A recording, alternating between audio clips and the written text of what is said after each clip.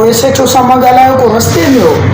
कराची वियल आहियां high court जे कम सां मां अचां थो हीअं फिलाणे टीह पुलिस वारा आहिनि जेको इन्हनि खां मंत्रियूं वठनि था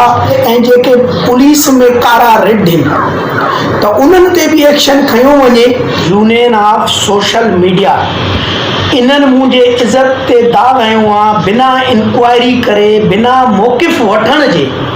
त इन्हनि खे बि कोर्ट में मां चैलेंज कंदुमि, पाण खे बेगुनाह साबित कंदुमि ऐं इन्हनि खे इन सोशल मीडिया जे जवाननि खे बि इन जे किरदार ते मां पहुचाईंदुमि। यूनियन ऑफ सोशल मीडिया जे माण्हुनि ख़िलाफ़ अब्दुल गनी मेंगल बयान जारी करे चैलेंज करे छॾियो।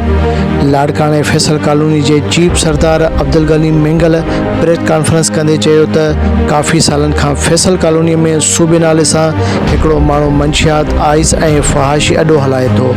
जंहिं ते सभु पाड़े वारा मूं वटि कंप्लेन खणी आया, जंहिं ते आउं हद जे एसएचओ खे इतला ॾिनुमि त हू मूंखे कूड़ ॻाल्हाए ऐं मूंखे टारींदो रहियो ऐं वधीक चवणो हुयो त हितां जी पुलिस उन कम में मुलवस न पर भाङे भाईवार आहे। आउं एसएसपी लाड़काणो डीआईजी लाड़काणो खे अपील थो करियां त इन ग़लति अमल जी इंक्वायरी कराई वञे ऐं चवणो हुयो त मुंहिंजे ख़िलाफ़ कुझु माण्हू सोशल मीडिया ते ग़लति ख़बर हलाए मुंहिंजी साख खे ख़राबु कयो थो वञे। आउं उन्हनि माण्हुनि जे ख़िलाफ़ कोर्ट में केस कंदुसि ऐं उन्हनि खे कैफ़े किरदार ताईं ज़रूरु पहुचाईंदुसि।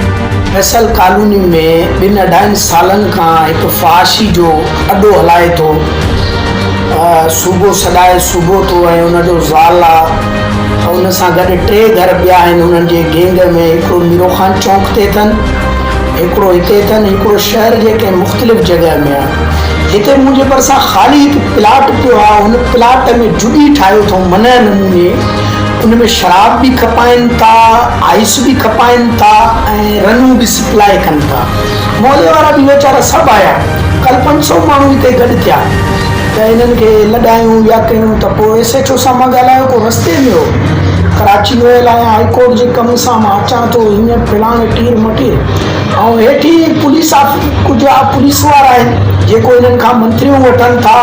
ऐं हिननि सां इन कम में मुलविस आहिनि। इन जे करे मां डीआईजी लाड़काणो एसएसपी लाड़काणे खे अपील कंदुमि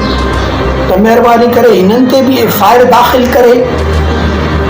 इन्हनि खे बि कानून जे हवाले कजे ऐं जेके पुलिस में कारा रेड आहिनि त उन्हनि ते बि एक्शन खयो वञे। ऐं अल्लाह ख़ैर करे सूमर ते एसएसपी साहब या डीआईजी साहब वेंदो त मां इंशाअल्लाह उन्हनि सां मिलंदुमि, उन्हनि खे सॼो हक़ीक़त ॿुधाईंदुमि। ॿियो त यूनियन ऑफ सोशल मीडिया इन्हनि मुंहिंजे इज़त ते दाग़ हयो आहे बिना इंक्वायरी करे बिना मौक़िफ़ वठण जे